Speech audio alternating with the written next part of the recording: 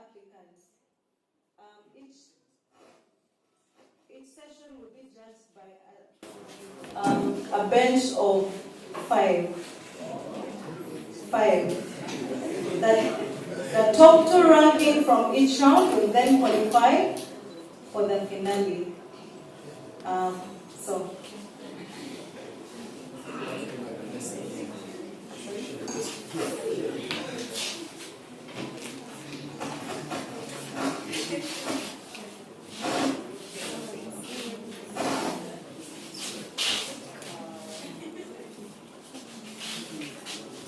you let me know.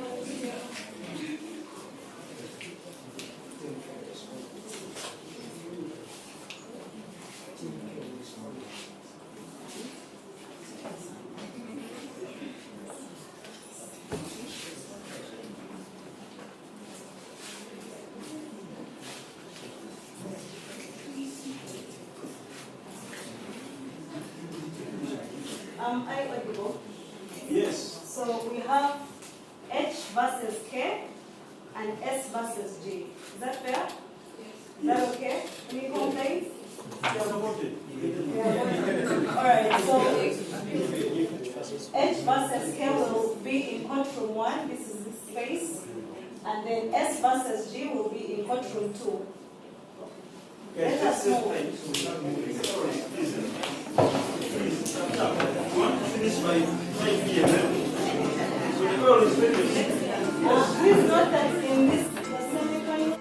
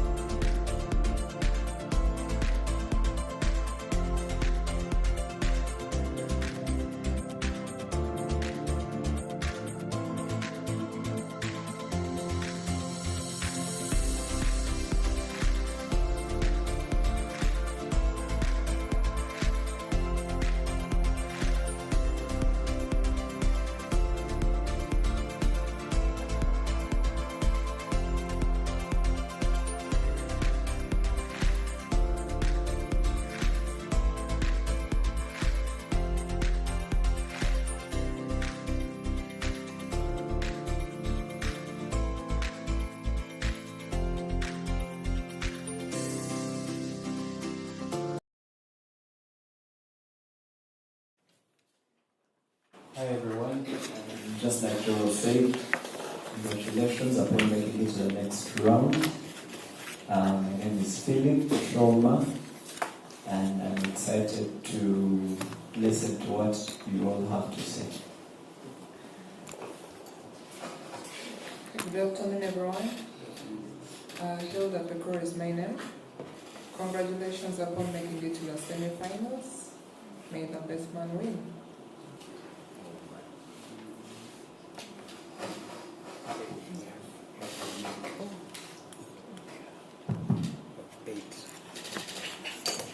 Good afternoon. My name is Peter Awe. I am going to be a member of the bench. All the best. Good afternoon once again. My name is Patrick Samogere, and I'll be one of your panelists. Godspeed. Over to you. Right. I believe we all understand the rules regarding time, and if our clerk is ready, you can call the matter and we begin.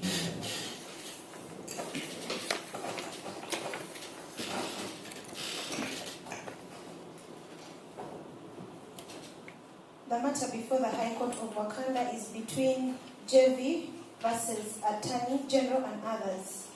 I call upon the presiding judge. Thank you very much. Without any further ado, let's hear from the applicant.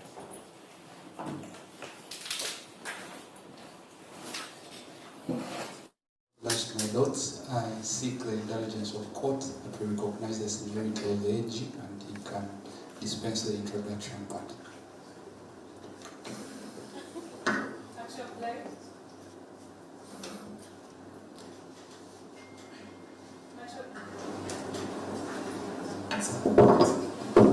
Much obliged. May it please this honorable court. My name is Katondachi Pav, appearing on behalf of the respondents as the Attorney General, and with me is of Counsel Birungi John and Counsel Mirembe Dinda Namdema, appearing on behalf of Green Drive Limited and Sky Connect. And on the applicant side, we have Counsel Ariba Jonathan, Counsel Marvin Sereko, and Counsel Chimono Stella. I beg to yield the floor to the applicants.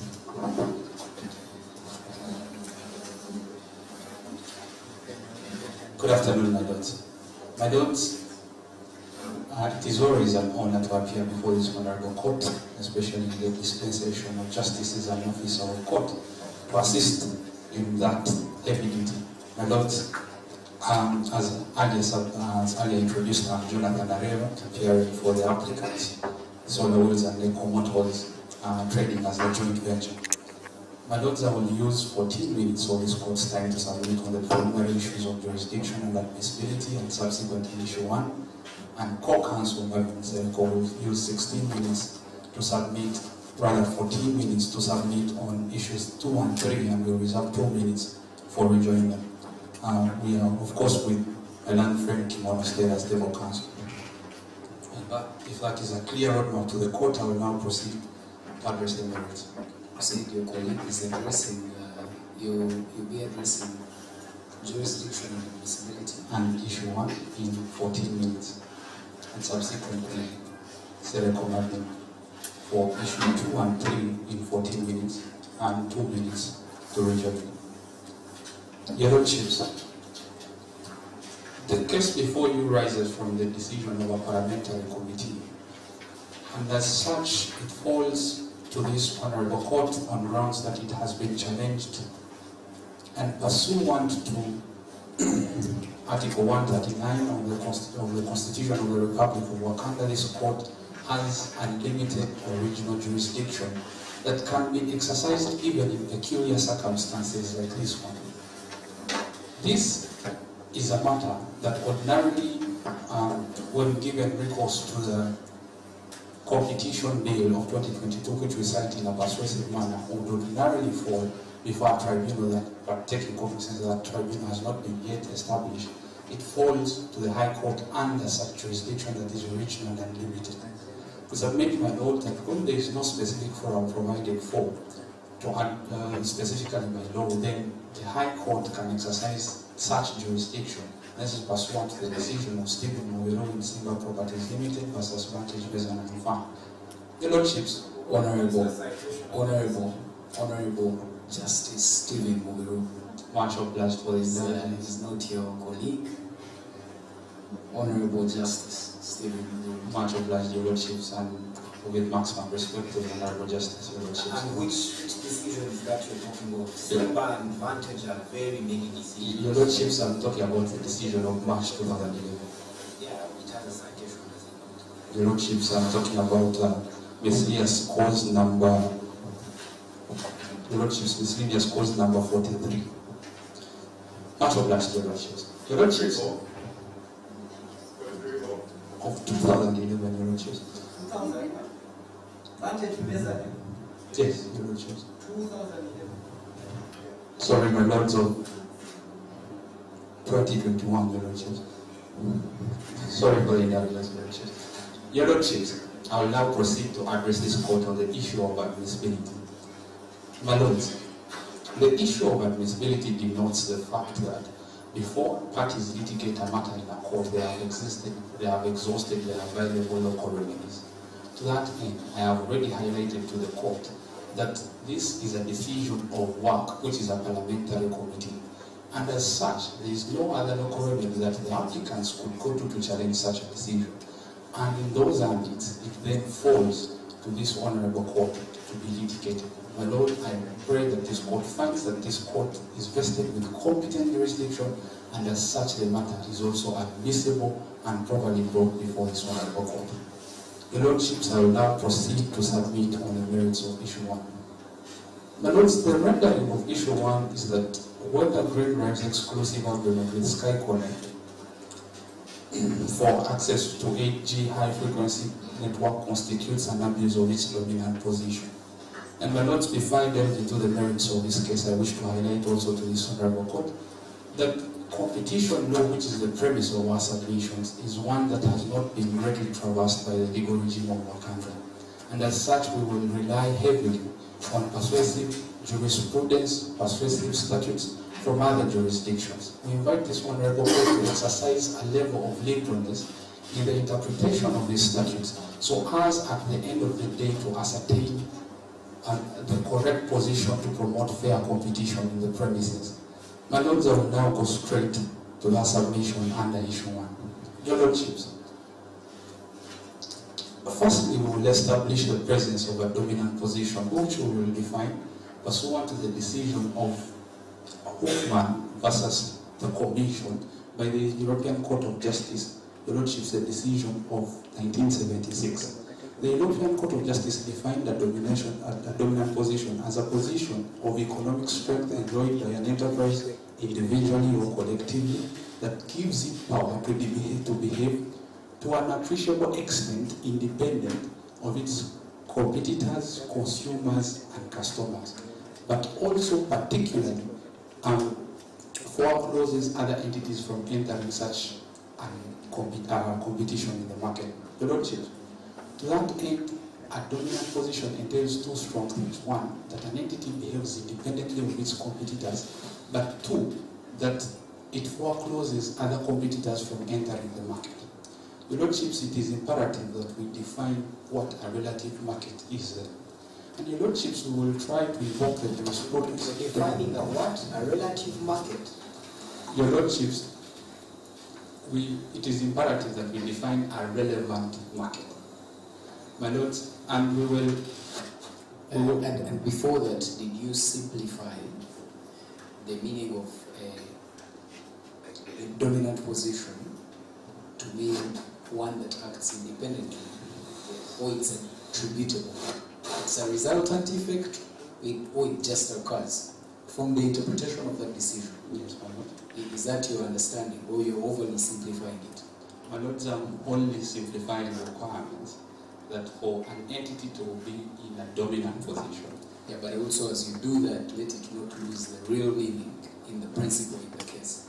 Much obliged. Yeah, but maybe while you are at it, you might want to break down for us what it means to act independently of your customers and competitors? Much obliged, my lords, to behave independently of your competitors, customers, or consumers means that you hold such power in the relevant market that you could decide on factors of how the product moves from you to your consumers, but also how your competitors engage on the product to interact with it in development, selling it, and distribution of the same product. And that is working independently. But it is imperative, like I have noted, that we delimit the relevant market.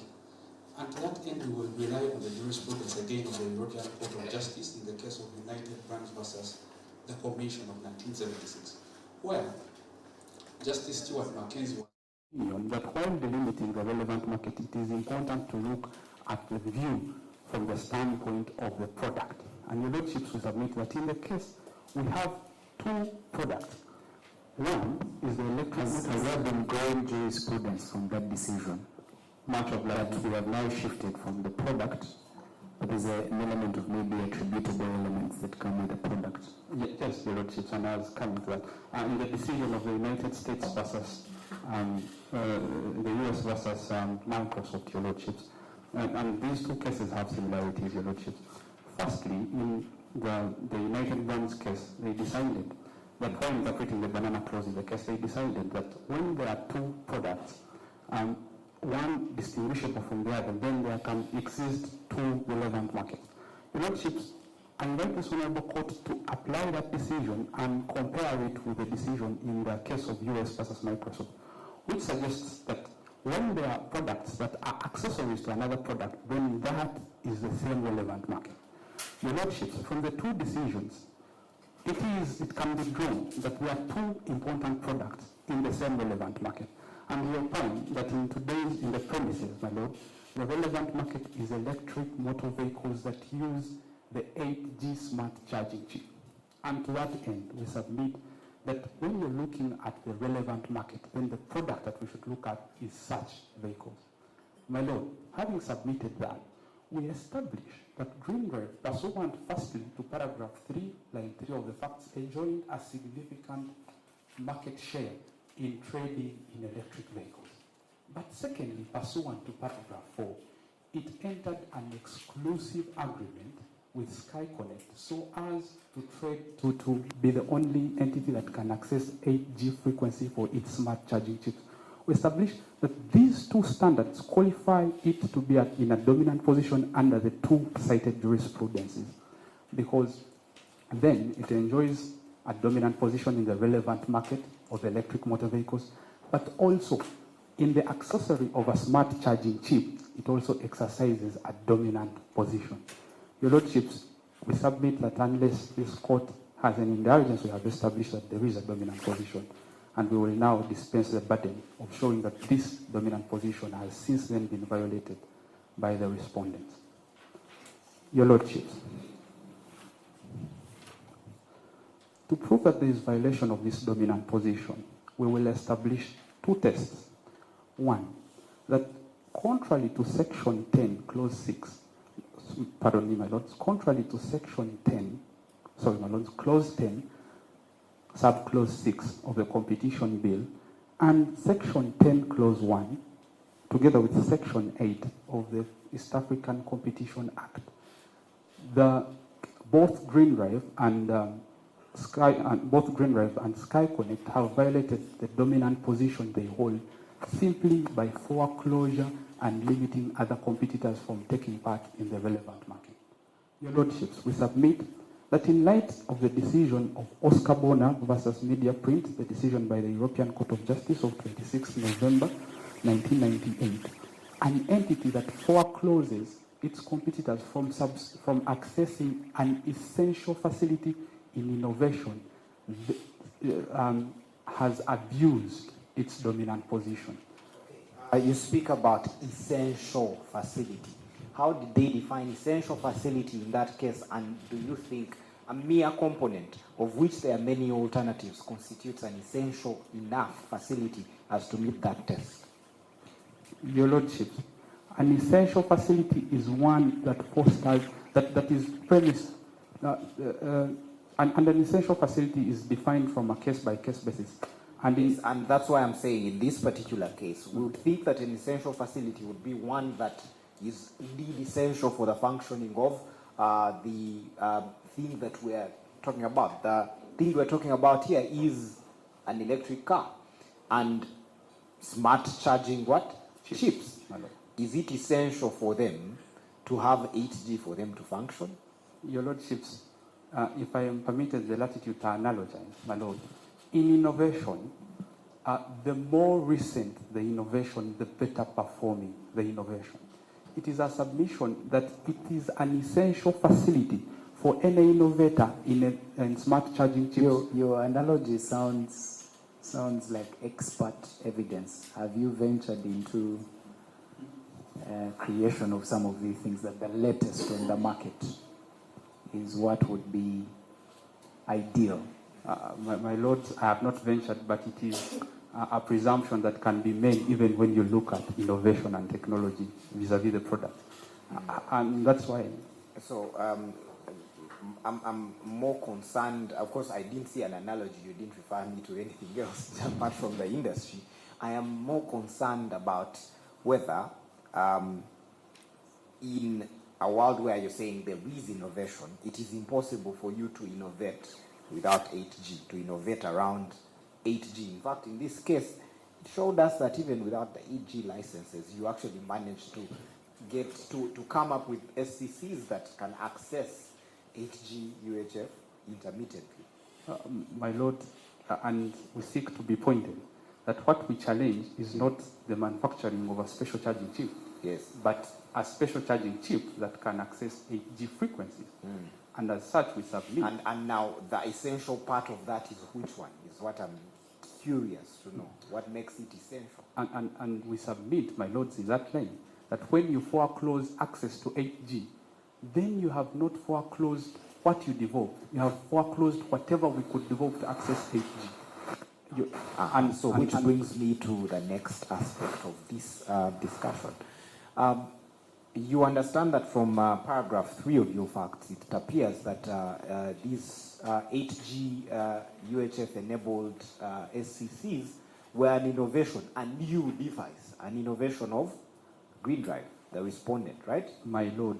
I'm just trying to confirm something, right? No, my Lord. So the innovation was a smart charging chip that can access 8G. Exactly. Yes, that's why I call it 8G-enabled SCCs, right? They are a new device developed by the respondent. Before they developed that product, there is no one else playing in the field of 8G. The frequency probably exists because we see that Sky Connect exists, but no one is leveraging that frequency at all. Is that correct? Yes, my Lord. So what they did was innovate something to leverage that frequency in a manner that no one else had access to. Don't you think that it makes sense? Oh, your time is up. I think, what do you have, a prayer? Yes, my Lords, I pray that you accord me 3 minutes to answer your question and also conclude on my submissions. We're going to give you 2. So just quickly, can you tell us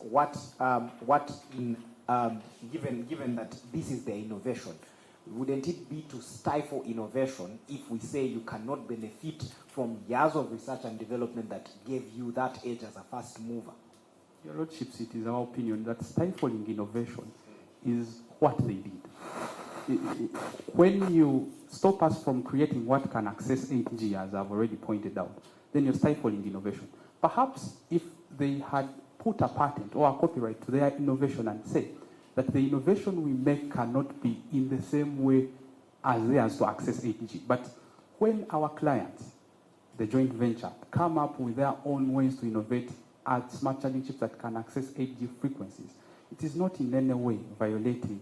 When you stop that, then you have stifled innovation. My Lords, I will now, hoping that I've answered your question, proceed to submit on the second limb of our argument. My Lords, the second limb of my argument is that the Green Drive leveraged its dominancy, as I highlighted before, from the product of electric motor vehicles to the product of smart charging chips.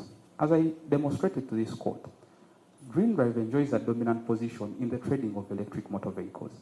Now, according to the jurisprudence of TerraPac versus the Commission, when you leverage such dominancy from that market to an adjacent relevant market core to the latter market, then you have abused your power of dominancy by leveraging such to evoke. Sorry about that's a decision of what? Of the European Court of Justice, my lords. Then you have violated your power to leverage. Then you have violated your dominancy by leveraging dominancy in one relevant market to dominancy in another relevant market. We submit that to the extent when Green Drive entered an exclusive agreement, making it impossible for any other competitor or consumer in these premises, the joint venture, being a consumer of the product enjoyed by Sky Connect, which is now the supplier, both Green Drive and Sky Connect, by entering this exclusive agreement, violated their power, their dominant position by leveraging power into another market where they could enjoy exclusively your lordships of their rights. And I have my clock on the time, and in the interest of expedience, I yield the floor to co-counsel to address you on issue 2 and 3. My lords.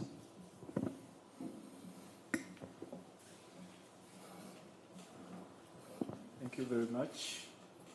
Your Lordships, for court record once again, my name is Marvin Insereko, and I will be submitting on the merits of issues 2 and 3, respectively. Regarding issue 2 reads that whether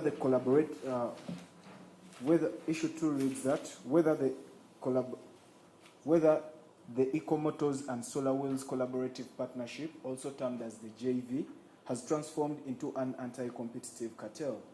My lords, if I may pray that this honorable court refers to paragraph 7 of our facts. Clearly, Eco Motors and Solar Wheels joined hands and formed a joint venture. My lords, it is imperative to know what a joint venture is, and I will rely on a persuasive decision of the European Court of Justice in Courage versus Crehen, where the court defined a joint venture to mean an enterprise subject to joint control of two or more undertakings which are economically independent of each other.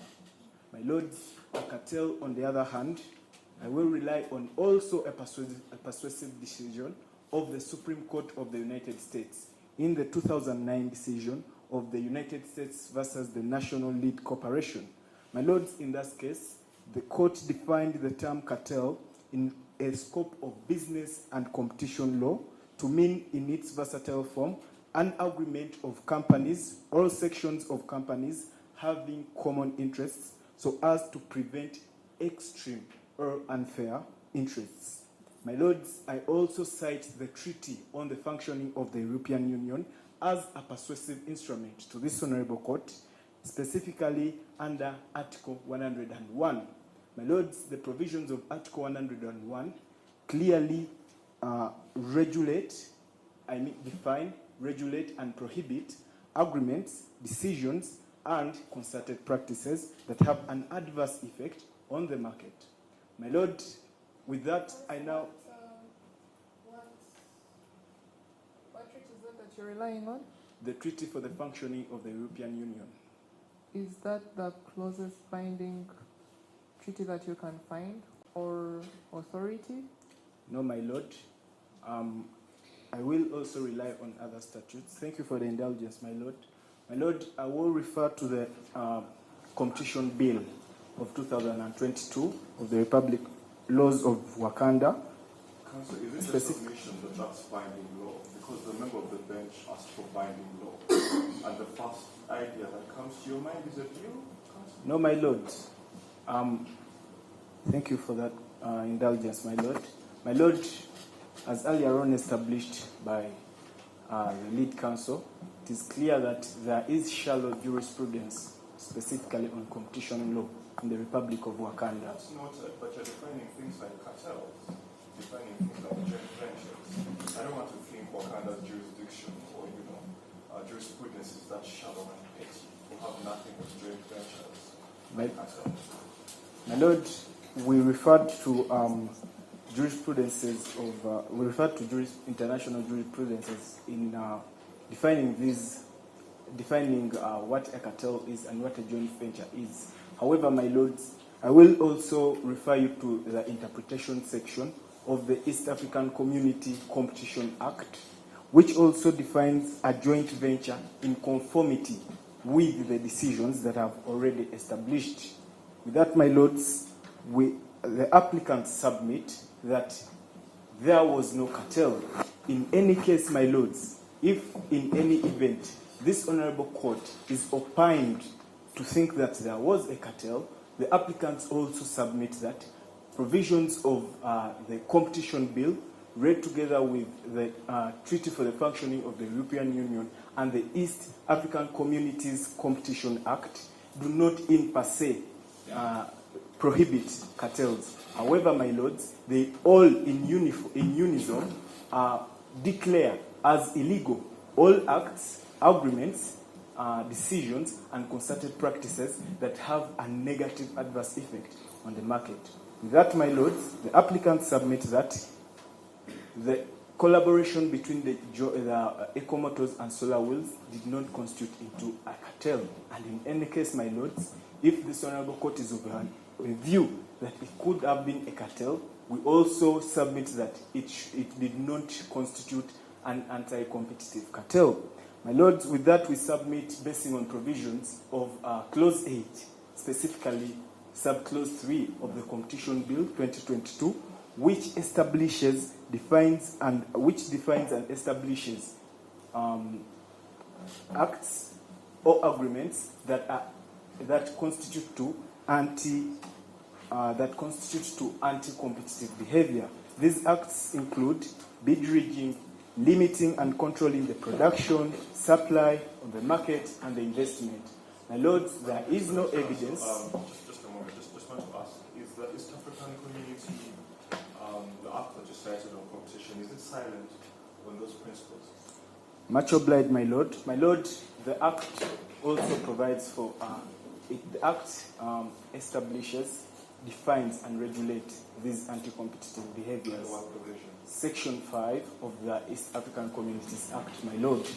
My lord, these acts include price fixing, bid rigging, limiting, controlling of production, supply, market, and investment. There is no evidence in our facts, my lords, that the joint venture between Ecomotors and Solar Wheels breached any of these provisions. And in any case, my lord, the joint venture between Ecomotors and Solar Wheels was for the best interest of the Ugandan society, because it established a new wave of innovation as established under paragraph 7 of our facts. The joint venture intended to establish a cost-effective ride-hailing business in Wakanda, which was a new innovation in Wakanda, my lords. With that, the applicants pray that this honorable court finds that the joint venture between Ecomotors and Solar Wheels did not constitute... Council, you wouldn't qualify something as cost-effective if you read into it to mean that if a commodity was being purchased at this price, we enter a JV, and the understanding is that we have a more or less price fixing of that, which you qualified as cost-effectiveness. Don't you think that that in itself, by and large, morphs into an element of where you're creating that anti-competitive cartel? Thank you for your indulgence, my lord. My lord, when you look at this new innovation of the cost-effective ride-hailing business, car business, that was intended or that was aimed at by the joint venture, I could put it in context like the Uber, Lyft, Safecar, and anything of that sort, or anything in that genus. Now, my lords, we submit that there was a problem, and the problem needed a solution. Now, in an attempt to curb the problem, the joint venture between Ecomotors and Solar Wheels aimed to address that solution. With that, my lords, we submit that the advantage. You see, I think what His Lordship is interested in knowing is how you navigate Section 6 of the East African Community Competition Act, which specifically sets out the kinds of conduct that cannot be permissible even when we are applying exceptions, right? And the kinds of conduct that are listed are those that are cited under Section 5 of the Act, and that brings us to things like price fixing. We are saying that under paragraph 14, you appear to have shared price strategies. The net effect of sharing price strategies when you have two competitors or two previous competitors is essentially for those competitors to fix the prices to the prejudice of other players in the market. The question is, how is that not cartel behavior? Much obliged, my lord. My lord, just for clarity, according to paragraph 13 of our facts, the JV only exchanged information that was in relation to strategies of fixing prices. However, it did not in itself fix prices. With that, I think let's not play with semantics. That's how you're qualifying it. I think that, Council, you may be the same one to guide us to authorities that speak to the fact that anti-competition, antitrust law and competition law generally seeks not to just regulate adverse effects on the competition in the market that are already happening, but also potentially anti-competitive behavior. So surely your defense can't be, we were about to be, so let us be first, then you can sanction us. I don't think that works. Thank you for the indulgence, my lords. My lords, clearly understanding your question, it has opened my eyes to where this Honorable Court is directing me. And that is where I was going to while addressing issue 3. But since it has proven of much importance to this Honorable Court, allow me the latitude to address that issue immediately. Proceed. My lords, the collaborative research and development that was entered into by Ecomotos and Solar Wheels, which led to them exchanging information of their market, is clearly legitimate and justifiable. My lord, allow me rely on the decision.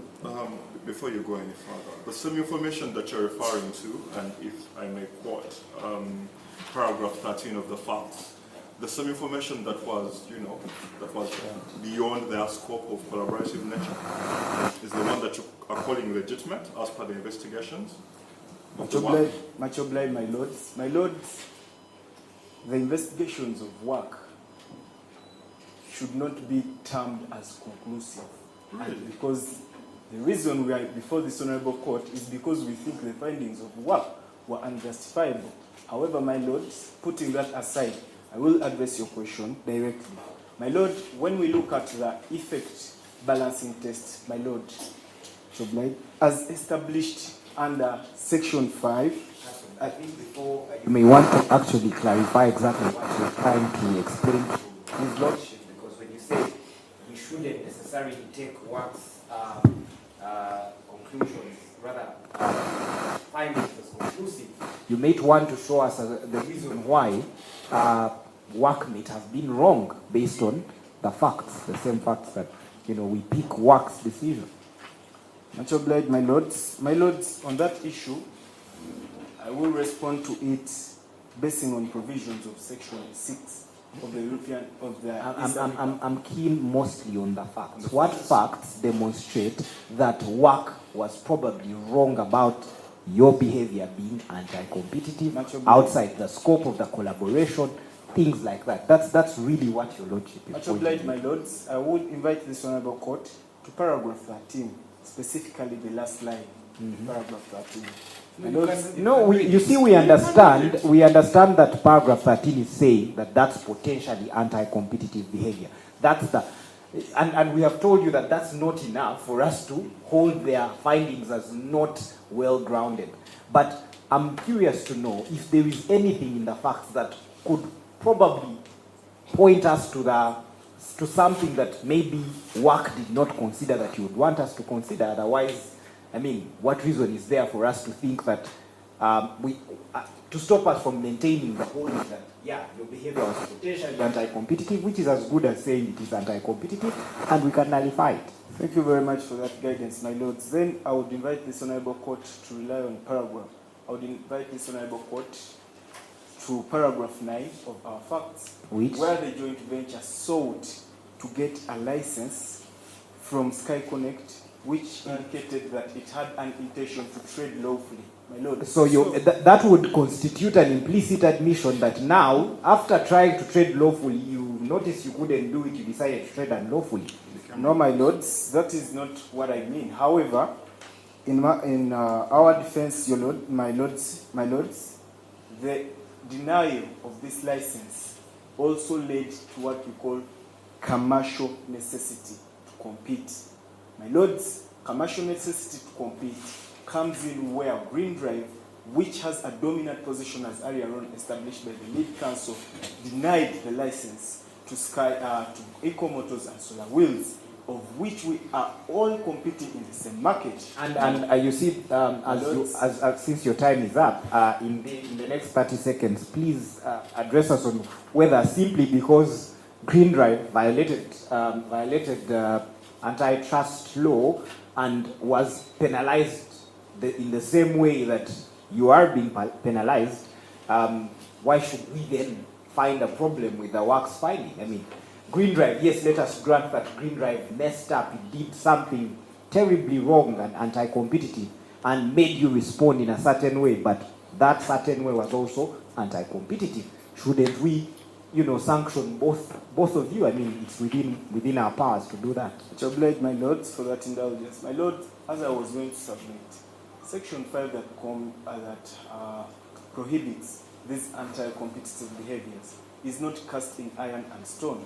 There are exceptions to that section. My lord, Section 6, specifically subsection 3, provides for the exception to that law. My lord, to that provision. My lord, when you read Section 6, paragraph 3, please go on to Section 6, paragraph 4, which takes you back to Section 5, paragraph 2, as an exception to the exception. So that's why I'm curious to know how Section 6 has a solution for you. My lord, the solution comes in because this concerted practice is only limited to the objectives of the collaborative research. My lords, in a persuasive manner, if this Honorable Court can allow me to rely on the Supreme Court decision of the Republic of Zambia in Tokyo Vehicles Limited versus Competition and Consumer Protection Commission, a decision of 2015. My lords, the court there held that where the concerted practice is only limited to the objectives and aims of the collaborative partnership, then in that manner, such concerted practices outweigh the negative effects which is why competition. His Lordship is asking you, how does the practice that is complained of here within the scope of the collaboration?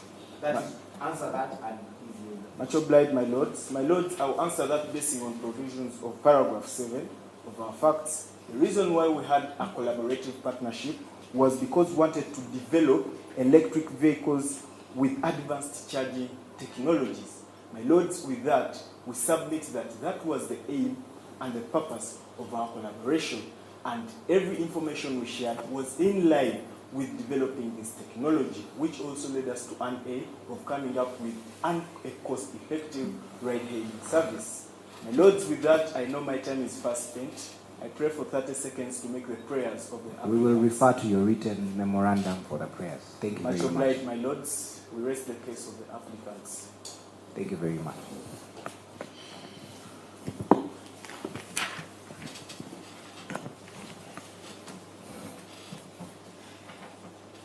Wait, please. It's a long press. It's a long press. May it please this honorable court. Can they assist you with the mic? We'd like you to use the mic. Much obliged, my lords. May it please this honorable court, as earlier introduced by the Attorney General, my name is Mirembe Linda Namlema, and I'm appearing on behalf of the respondents. I will be addressing you while responding to the applicant's submission in regards to issue 1 and 2. How many respondents are in court? My lords, there are 3 respondents before this honorable court. Number 1? Green Drive, Sky Connect, the Ministry of Internal Affairs, the Attorney General. There are three parties, the Attorney General, Green Drive, and Sky Connect. So there are three parties. Are you representing all? Yes, my lord, as a respondent. However, in regards to issue 1 and 2, I'm basically representing Green Drive and Sky Connect. And your colleague is representing the Office of the Attorney General? Yes, my lord. Much obliged. I'll be addressing you while responding to the applicant's submission in regards to issue 1 and 2, and I will be using... How much time are you using? I will be using 17 minutes of this honorable court's time. My co-counsel will be addressing you in regards to issue 3 while making the respondent's prayer, and she will use 10 minutes, and we shall reserve 3 minutes for rebuttal. Proceed. My lords, the respondents involved all their energy and the necessary equipment to come up with smart charging chips that would intercept 8G ultra-high frequencies. However, right now, we are being punished for our innovations. Applicant has misdirected this honorable court that the exclusive agreement that we undertook with Sky Connect amounted to an abuse of our dominant position. And I am to address this issue with the help of two head arguments. 1, that Green Drive was not in a dominant position, and 2, that in the alternative, there was no abuse of a dominant position. So, I want to understand. Is it your submission that your client was in a dominant position or not? Or are we using a scapegoat strategy of, if this one doesn't catch me, I'll survive the other one? No, my lord. It is a respondent's submission that we were not in a dominant position. However, should this honorable court find that we were in a dominant position, there was no abuse of that position. In regards to not being in a dominant position, the applicant purely relied on paragraph 3 to indicate that significant market share indicated that there was a dominant position. However, I would like to persuade this honorable court with a case of USA versus Microsoft Corporation before the United States Appellate Court, where it was stated that having a significant market is necessary in determining whether an undertaking is dominant. I want to take note of the decision. The United States versus? United States of America versus Microsoft Corporation, a case of 2003 before the United States Appellate Court. It was stated in this case, my lords, that having a significant market share is necessary in determining whether a party is in a dominant position. However, it was also indicated in that case that it is not sufficient, as other factors have to be given due consideration. Other factors, my lord, include ability to act independently of competitive forces, and 2, the dependence of consumers on enterprise. In regards to the first element, that there must be an ability to act independently of competitive factors, it was indicated, my lords, in the case. I would like to persuade this honorable. I want you to, when you make mention of principles, apply them to how they're distinctively maybe to the case that they made. That's what I want to understand. You said their case, as they quoted, that is not sufficient.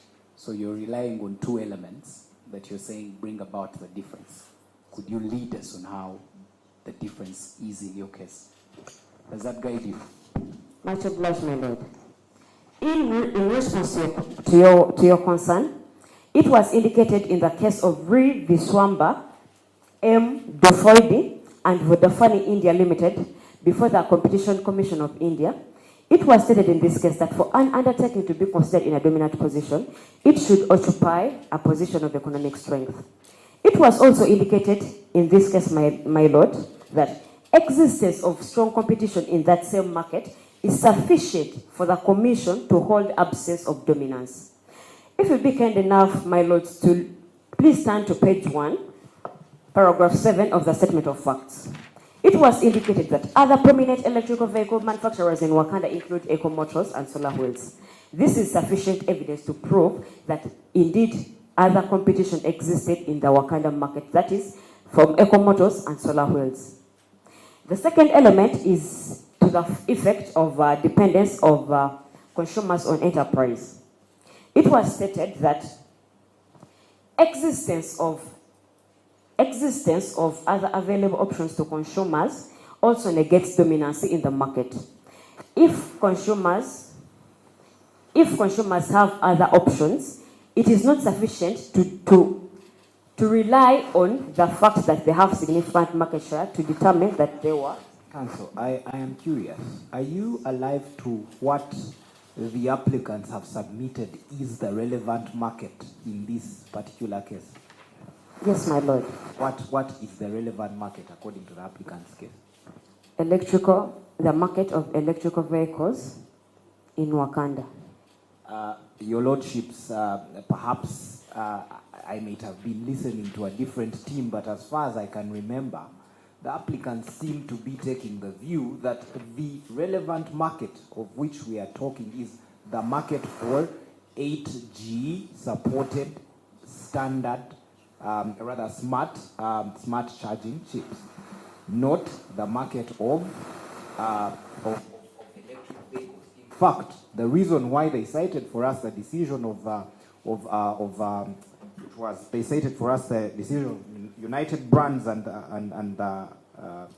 United Brands Company versus the Commission, and also cited for us the decision of the United States versus Microsoft Corporation, was to demonstrate that the aspect of components was so tied to the underlying product that those markets could be separated. So I am curious to know how your argument on noting that their relevant market is of chips, right, still works if you we only have one or two. I think we have it's only what's the name, Sky Connect, that has that can supply that can give licenses over 8G. We only have and that means that there's no consumer options. Where else are they going to get 8G if they're not going to get Sky Connect? So when you say that it's not a dominant market position if they have other options, what other options do they have if they wanted 8G? Much obliged, my lord. The mistaken fact before this court is that none of these companies, that is Green Drive, Eco-Motors and Solar Wheels, manufactures or makes this network, that is 8G or 6G or 7G. All they do is manufacture electric vehicles that have chips that can access this network. My submission was that in the event that competitors have a variety to choose from, in this regard, it was to the electrical vehicles that are manufactured by these companies. In case consumers have a variety to choose from, it can't be, they can't tie a company that has a significant market share to being in a dominant position, my lord. However,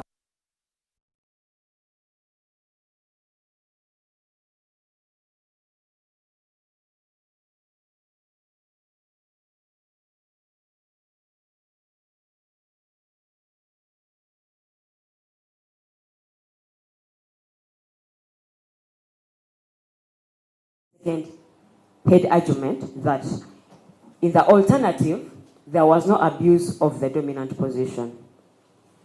A dominant position was defined under Section 2 of the East African Community Competition Act to mean a position of economic strength enjoyed by one or more undertakings that permits or enables this undertaking to behave independently of its competitors.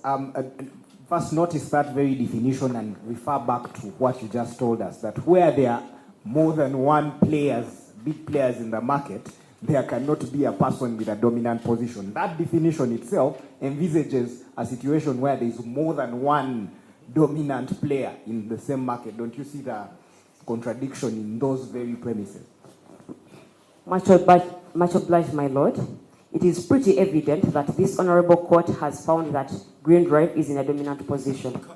Which... No, agent, I don't think you are in position to make the decision on our behalf that we have found. We are only trying to establish that Before we make that finding, Before we make, you can guide that the we have court. understood you properly. Exactly. Much obliged, my lord. My submission was, yes, market share could be given, is necessary in determining whether an undertaking is a dominant position. However, it was stated in the case of USA, as I earlier cited, USA versus Microsoft, that significant market share is not sufficient to prove that an undertaking was in a dominant position, because due regard has to be given to other elements, which elements I've discussed earlier, my lord. I think in the interest of time, you may want to address us on that alternative argument that you are trying to make. Much obliged, my lord. As I was earlier stating, abuse of a dominant position was defined under section 10 of the Competition Bill of Uganda 2022. Also defined under section 4, of the Competition Act of 2002, to mean the unilateral conduct of an undertaking in a dominant position, which conduct damages competition and ultimately welfare. The applicants earlier submitted that Green Drive abused its dominant position by use of an exclusive agreement. An exclusive agreement, my lords, was defined in the case of an exclusive agreement was defined in the case of Jefferson.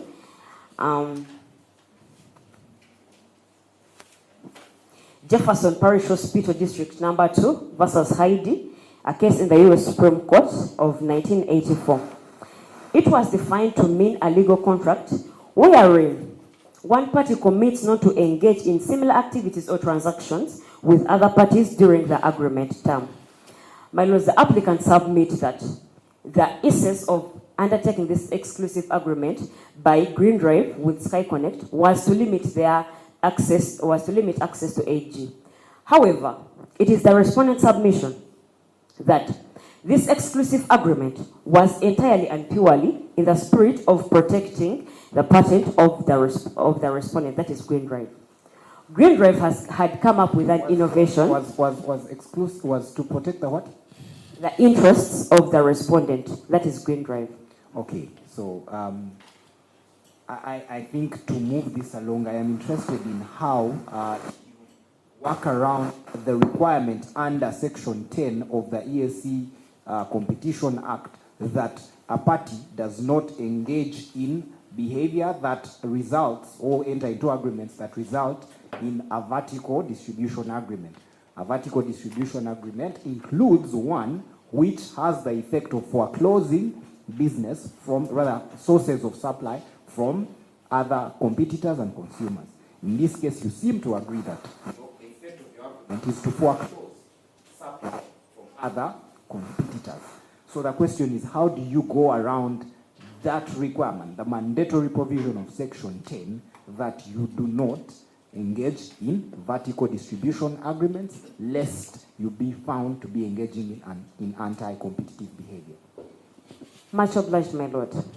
In response to your question, I would like to persuade this honorable court with a case of Tata Engineering and Locomotive Company Limited versus the Registrar of Restrictive Trade, a case of 1997 before the European Court of Justice. It was stated in this case, that an exclusive agreement is only illegal if its anti-competitive effects outweigh the pro-competitive effects. Amongst the anti-competitive effects as raised by my land friends include driving existing competitors out of the market and 2, foreclosure of competition. Given the fact that the JV, that is Ecomodo and Solar Wheels, are still existent in the Ugandan market, they are still operating. They even recently... Council, surely you don't want us to wait for them to get out of the market and then we can say a problem has actually happened. The idea here is, and as submitted by the applicant, seems to be that you, by virtue of your agreement, you have subjected them to using technology that is outdated, and given the innovation spectrum, the innovation space, you must consistently be with the superior technology, or else you are going to face obscurity. So are you saying that we should wait for them to first fail entirely before we can say your behavior is truly anti-competitive? No, my lord. It should be pertinent to note that the reason as to why we entered into this exclusive agreement with Sky Connect was not to limit competition or to limit their access to 8G. However, it should be taken in mind that innovators should be appreciated, my lord. If this honorable court declares the contrary, that by us undertaking an exclusive agreement, we were infringing on their rights to fair competition, this will drive out innovation in the market.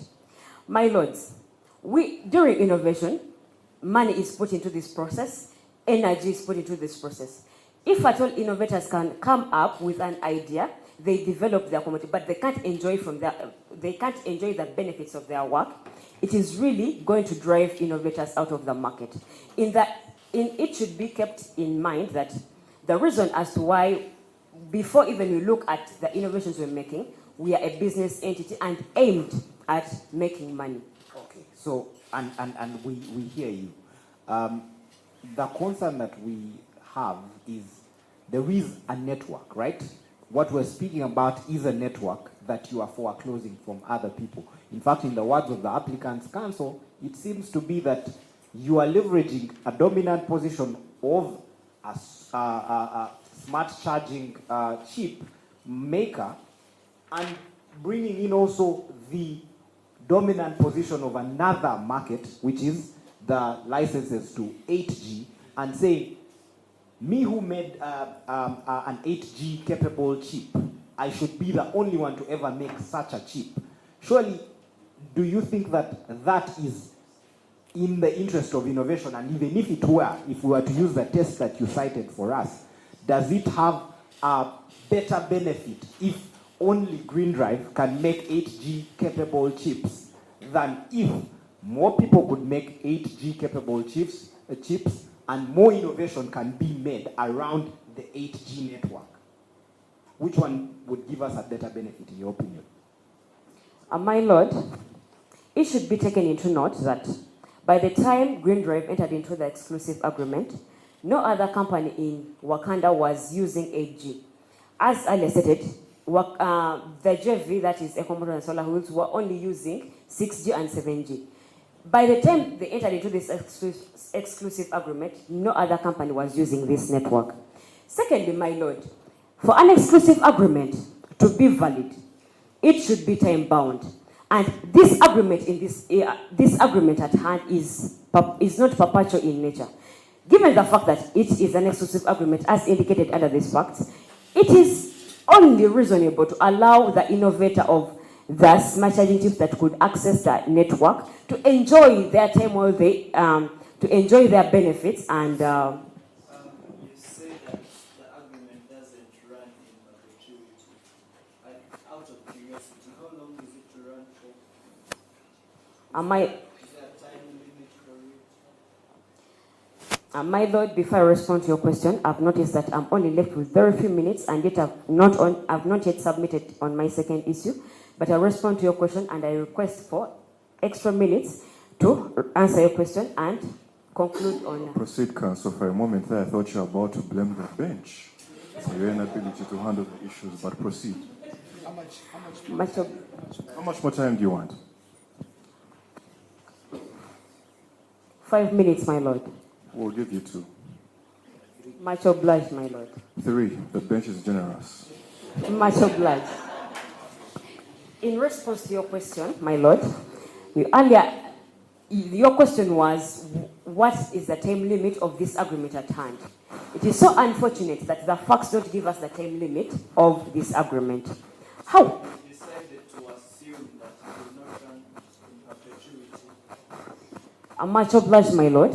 Given the fact that it was termed in the statement of facts that it was an exclusive agreement, means that it met the elements. It passed the test of being an exclusive agreement, which were laid in. We're just listening. Which were laid in the case which I earlier cited, which is Jefferson. Which is Jefferson Parish Hospital District Number 2, versus Heidi in the US Supreme Court, a case of 1984, where it was stated that for an exclusive 1984. Where it was stated that for an exclusive agreement to be valid, it should 1, be time bound, and 2, expressly state the parties excluded by this agreement. Given the fact that this agreement in the statement of facts under paragraph 5 was stamped as an exclusive agreement, we assume that it passed the test of being an exclusive agreement, and therefore it has a time span, and by the end of this, we agree that it might infringe on the rights of the applicants. However, let them innovate let them come up with their own innovations, and they shall also enjoy the benefits of their innovations. Council. Very interesting take there. I understand that it was Green Drive that filed a complaint to work. Yeah? Yes, when they came up with their own innovations, you filed a complaint to work. And work, in its findings, actually found that you're in violation of the antitrust laws. Yeah? So does that mean that if you're saying that they should come up with their own innovations and you are trying to, to stiffen every mode that they can't do that, is that fair to them? And perhaps maybe to give you an analogy that would make it make sense for you. If you innovated a fishing net of a certain kind that, catches a certain category of fish, right? And you're the first, but you go and enter into an agreement with the government of Uganda to say that you're the only one who should fish in Lake Victoria. That is no longer you protecting the innovation. You have gone and foreclosed people from the area where they fish. Now, get out of Lake Victoria, look at a network. You have gone and told the licensee, the exclusive licensor of the network, that no one else should innovate around that network. Do you see the similarity between those scenarios? Yes, my lord, much obliged. So don't you think that what you're doing there is not merely protecting your innovation? Because the innovation is, I should be working with 8G, rather I should be making a chip. You should not make a chip that is similar to mine in the way it accesses 8G. It shouldn't be that no one else should access 8G. I think, wouldn't that be the fairer way to look at this? If we wanted competition. Yes, my lord. In response to your question, I'll begin with your question, my lord, whereby you were asking whether the innovation that was done by SkyCon, JV, did not amount to an innovation. I would like to persuade, to direct you to the statement of facts. Was it you and your company who went and reported to work when they made an innovation? That was the question. Yes. And then, work, after you filing that complaint, work also investigated you and found you in violation of the antitrust laws, and you were given a cease and desist, meaning to stop your actions with this. Expeditiously. After now it seems they're still going on. Yeah, that's why you were given a cease and desist. Much obliged, my lord. The reason as to why Green Drive went ahead and even conducted a private investigation and also reached out to work stating that JV had violated antitrust laws is because in the smart charging chips they had, Green Drive discovered that there were similarities in their charging chip that was also, the similarities were in the smart charging chips that were developed by the JV. This means that this was not an innovation. For it to be an innovation, it must be there must be a new, it must be something new that is brought onto the market or something modified, as my co-counsel will later elaborate on. Exactly. So please let your co-counsel. Counsel on that aspect. Much obliged, my lord. I now yield the floor to my co-counsel who will address you on issue 3 and make the prayers of the respondents. I so beg to submit. Much obliged, my lord. I beg for this honorable tribunal to grant 3 of my minutes to my co-counsel to summarize on issue 2. Sorry, it is my prayer that this honorable court grants 3 minutes of my time to my co-counsel to to summarize and conclude on issue 2. You are incapable of responding on issue 2? I shall be addressing this Honorable Court on issue 3 in response to the applicants. Okay. So you felt she had not concluded? Much obliged, my lords. Actually hadn't submitted anything in regards to issue 2. That is why she requested a few minutes from this Honorable Court to permit me. So proceed, your time is fast spent. Submit. Much obliged, my lord. Issue 2 states that whether Ekomoto and Solar Wheels' collaborative partnership, the JV, transformed into an anti-competitive cartel. I will dissect this issue for you, my lords, by 1, first defining what a cartel is, and 2, what amounts to an anti-competitive cartel. A cartel was defined as an agreement or an arrangement between 2 or more undertakings that are competing in the same market, where they agree not to compete in prices and in consumers and amongst themselves in the market. What amounts to an anti-competitive cartel is 1, there must be an agreement between the undertakings not to compete in the market, and 2, there must be collusive behavior, and in collusive behavior, it comprises of price fixing majorly. In relation to the agreement between independent undertakings, it is indicated under Article 101 of the Treaty on the Functioning of the European Union that it only applies to agreements between independent undertakings. The existence of the JV or the joint venture, the collaborative partnership between these 2 companies, is evidence that there was indeed an existence of an agreement. The applicants earlier submitted that exchange of information does not amount to an anti-competitive cartel, as the information they were sharing was purely in the spirit of innovation. However, as my co-counsel will later establish, there was no innovation, and therefore they can't prove that the information they were sharing was in that spirit. Secondly, in regards to price fixing, it was price fixing. These are agreements between independent undertakings where they agree to lower, stabilize prices, to control supply and demand. Pursuant to paragraph 13 of the Statement of Facts, it was indicated after the investigation that was carried out by WAC, it was found that the applicants were sharing sensitive business details and pricing strategies, potentially indicating anti-competitive behavior. Who carried out that investigation? WAC, my lord. You are the people. No, my lord, we carried out a private investigation where we found... You see, when you say it's not you, you forget that you represent the Attorney General, and the WAC is a committee of the government of Wakanda. So when you deny the actions of WAC, you're denying... I retract that statement, my lords. Yes, it is us. So aren't you biased? No, my lord, we're not biased, as there is no evidence in the facts that prove that we were biased in any way. It was indicated under the facts that during this investigation, they were sharing information. It was indicated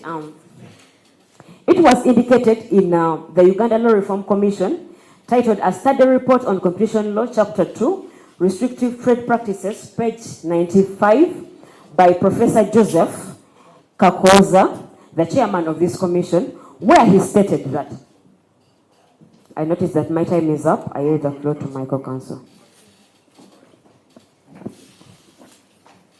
May it please this Honorable Court, as I earlier introduced myself, my name is Katondwa Chipal, appearing on behalf of the respondents, and I will be submitting on issue 3 in response to the applicant's submission.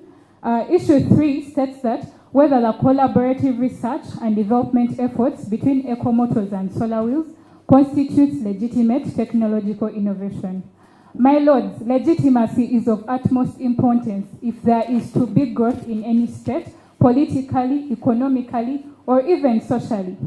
It is the applicant's submission that the collaborative research and development efforts between Ecomotos and Solar Wheels, which I will henceforth refer to as the JV, did not constitute the legitimate technological innovation, basing on two limbs of argument. The first being that the the products that were as a result of this collaborative research do not meet the test of being a technological innovation. And secondly, that the collaborative research and development efforts infringed on the patents of the respondents. My lords, moving on to the first limb of argument. Councillor, if I may ask, you have a test in place, right? What's your basis for this particular test? My lord, if I understand your question correct, you mean the test to prove that there is legitimate technological innovation?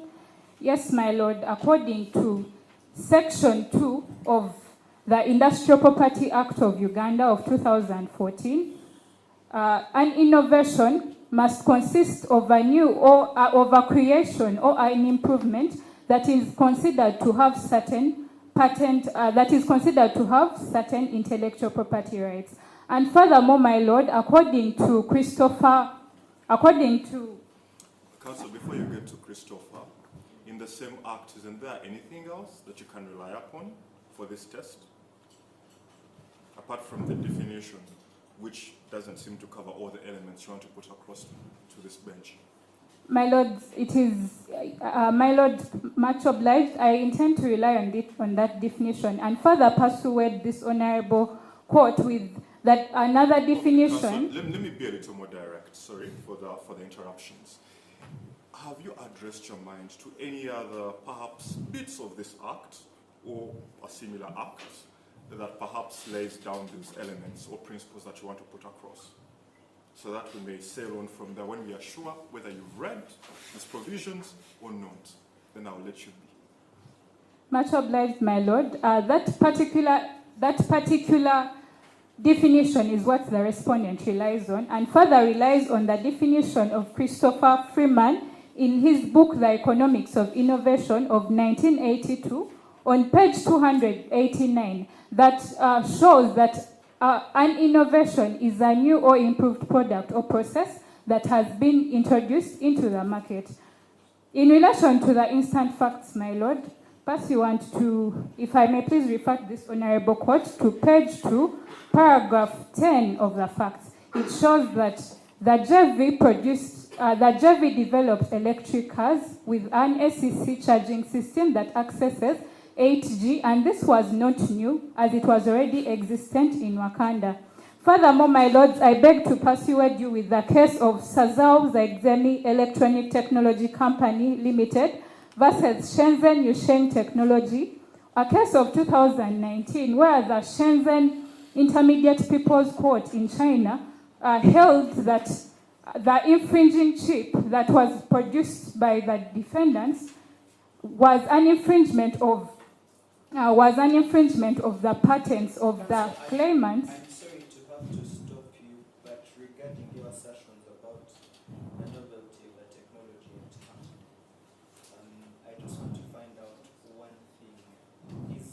Isn't there a distinction between the technology developed by the JV in response to paragraph 10 and paragraph 4? Much obliged, my lord. In response to your question, and which is similar to what the applicant earlier asserted, that the cost-effective ride-hailing business service is the new creation in this case. About the chips, isn't it the case that one required the use of a device for remote charging, but the other one that was developed by the JV just incorporated, SCC-enabled technology for charging? Doesn't that be not a new? Much obliged, my lord. It is the respondent's position that it is not new, and therefore it is not an innovation, because the electric cars that were produced by the AG had the same SCC technology that had been earlier produced by the respondents, and also it accessed 8G ultra-high frequency, just as the ones that were earlier produced by the respondents. See, the challenge you have is that under paragraph 4, the new device that you develop, that your client develops, is defined as one which allows for remote charging of electric vehicles using a smart charging chip. what in paragraph 10 is said to be the JV's development is SCC-enabled technology that could intermittently access 8G UHF signals. Is it your submission that there is no distinction between those? And if that is your submission, how does that also square with the fact that your SCC technology works with, smart charging chips, which probably also existed in the market, given that when we see here, access to 6G and 7G frequencies in that particular market was not a novel thing. Because if we are to write off theirs, we may also have to write off yours and not be known. Much obliged, my lord. As my time is fast spent, I beg for this honorable court to grant me 2 more minutes to submit on that and end with our prayers. Much obliged, my lord. In response to my lord's question, there is no difference between the SCC technology of the JV. If I may refer to that same paragraph, page 2, paragraph 9, the vehicles that are produced by the AG are SCC-enabled technology. This means that they need this chip. They are enabled by this chip, so they need this chip to Not your chip in particular. The chip that they need accesses 8G intermittently. Your chip is specifically an 8G chip, but their chip seems to be one that does 6G, 7G, and intermittently accesses 8G. Don't you think those are different configurations, those are different devices, and surely, which brings us back to the question, are you asking us to say you're the owners of 8G and therefore no one else should touch 8G? Much obliged, my lord.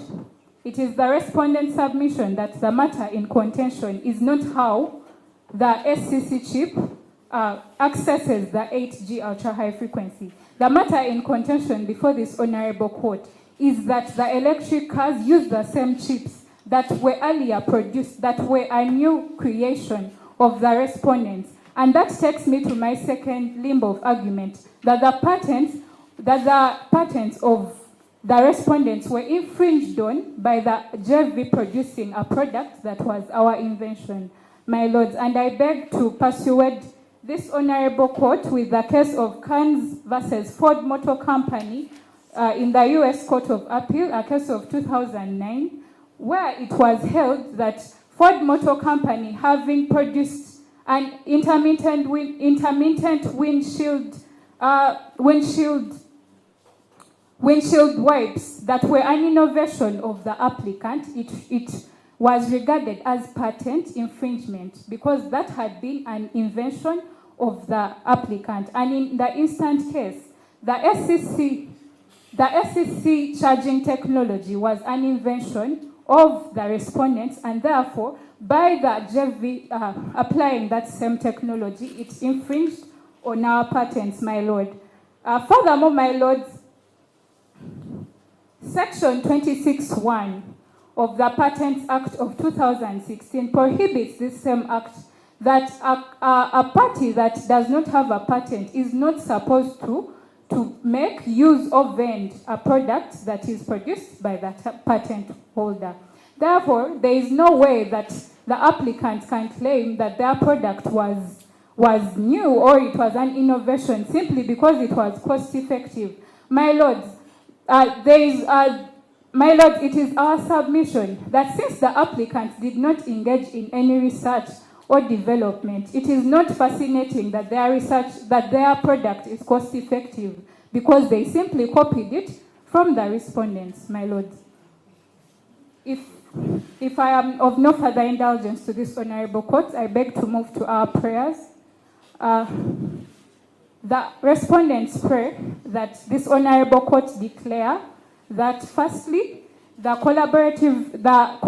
exclusive agreement between Green Drive and Sky Connect did not constitute an abuse of Green Drive's dominant position, that the collaborative partnership between the JV companies constituted an anti-competitive cartel, that the collaborative research and development efforts between the JV companies does not constitute legitimate technological innovation, and finally, costs of the suit. I beg to submit.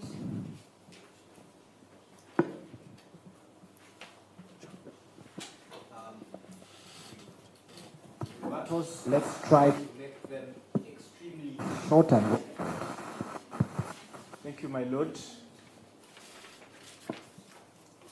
My Lord, the applicants have basically 3 grounds that will conclude our rebuttals. My Lord, the first ground is on the issue of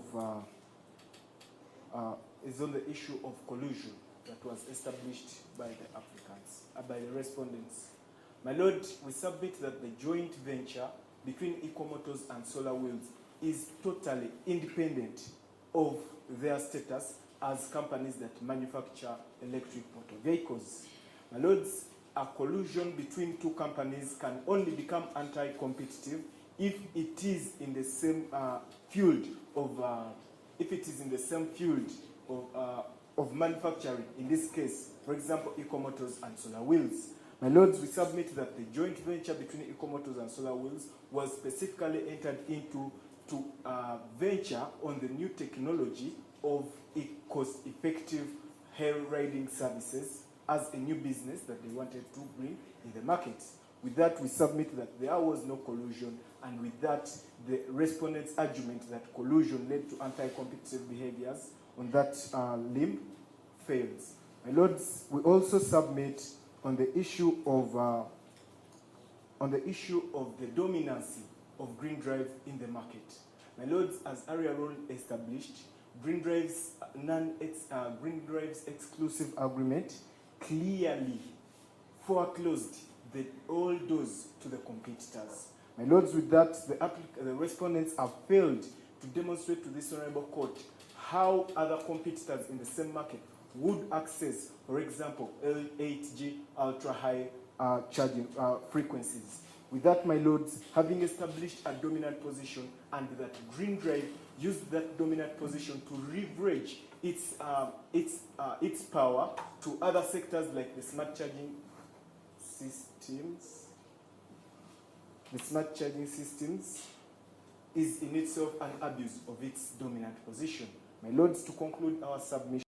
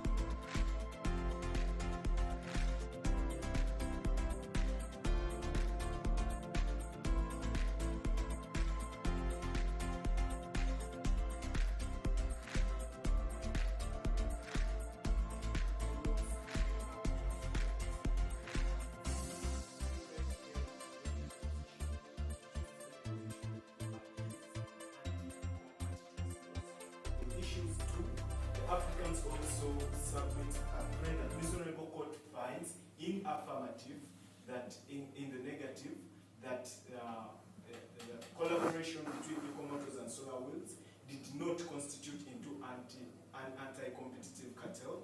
And lastly, for issue 3, we submit that this Honorable Court finds that the collaborative research and development between Ecomotos and Solar Wheels constituted a legitimate technological innovation. With that, my Lords, the applicants rest their case. Shall we be having a sorry battle? In surrey battle, my Lord, respondents recognize the reason as to why the JV was formed, and it was to create innovation. However, the issue the respondent has is this. The issue the respondent has is this JV or collaborative partnership transforming into an anti-competitive cartel. However, now, as indicated under paragraph 13 of the Statement of Facts, this paragraph and their conduct volume, and they talk to the effect that there was indeed a cartel, an anti-competitive cartel between these 2 companies. Secondly, is that Green Drive was not in a dominant position, And the evidence was it did not abuse its position as it did not pass the test, whereby its anti-competitive effects did not outweigh the pro-competitive effects in this regard. With this, the respondents rest their case.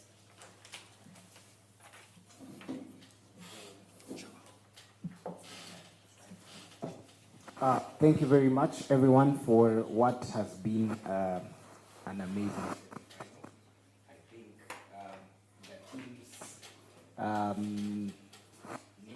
Having met each other before, must have now gone back and revised and tried to improve their case. We applaud you for the efforts thus far. The panel will be convening to come up with the results that will give us our finalists. So for now, thank you for giving us a good show, and then the audience will have a good evening. See you in the finals, those who make it.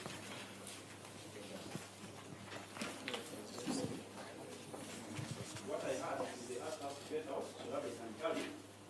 They pull us back. So the other will get out. They want us to keep.